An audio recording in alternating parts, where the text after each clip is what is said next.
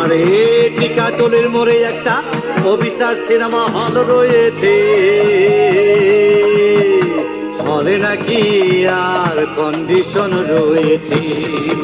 আরে হলে নাকি আর কন্ডিশন রয়েছে, আরে টিকাটলের মোড়ে একটা হল রয়েছে, হলে নাকি আর কন্ডিশন রয়েছে।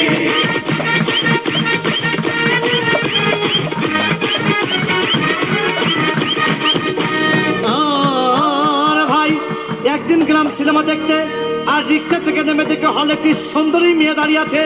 ব্ল্যাকের 10 টাকার টিকিট 20 টাকা কিনে কোনো রকম ভিতরে বসলাম।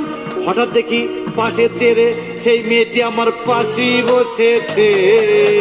আরে হলে নাকি আর কন্ডিশন রয়েছে, আরে টিকাটলের মোড়ে একটা হল রয়েছে, হলে নাকি আর কন্ডিশন রয়েছে।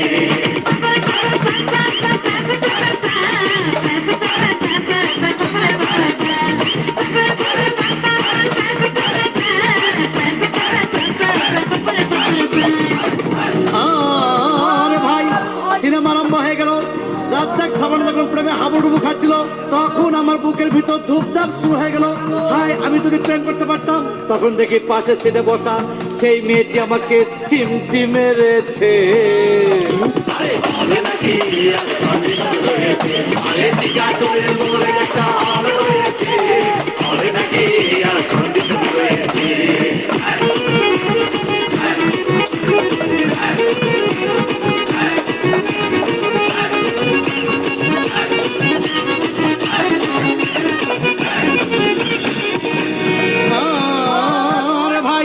সিনেমায় অ্যাকশন তখন চরম।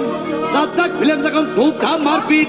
আবার সাবানা এসে রাজ্জাককে বলল, আমি তোমাকে ছাড়া বাঁচবো না, তুমি আমার জান। তখন পাশে সিটে বসা সেই মেয়েটি আমাকে ধাক্কা মেরেছে। আরে হলে নাকি আর কন্ডিশন রয়েছে, আরে টিকাটলের মোড়ে একটা হল রয়েছে, হলে নাকি আর কন্ডিশন রয়েছে।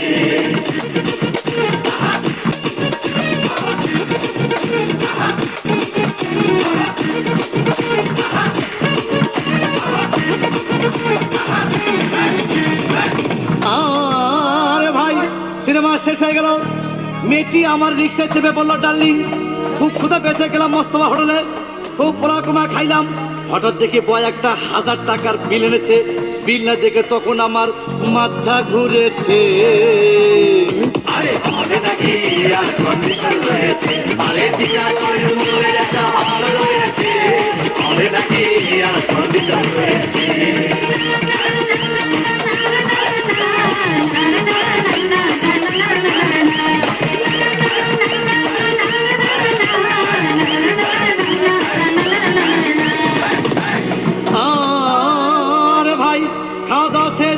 মেয়েটি মিষ্টি হেসে বললো, ডার্লিং আজকের মতো চলে যাই বলে চলে গেল। আমি বাড়ি এসে রিক্সা থেকে নেমে রিক্সা ভাড়া দিতে গিয়ে দেখি মেয়েটি আমার পকেট মেরে চলে গিয়েছে। আরে হলে নাকি আর কন্ডিশন রয়েছে, আরে টিকাটলের মোড়ে একটা হল রয়েছে, হলে নাকি আর কন্ডিশন